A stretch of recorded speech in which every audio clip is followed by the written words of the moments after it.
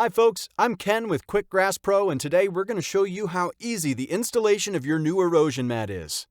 Step 1. Prepare the topsoil and spread or rake your seed choice into the soil. Remember, seeds are not included.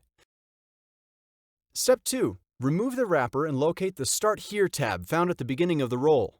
Unroll in the direction of the arrows as indicated on the tab with the white netting facing up.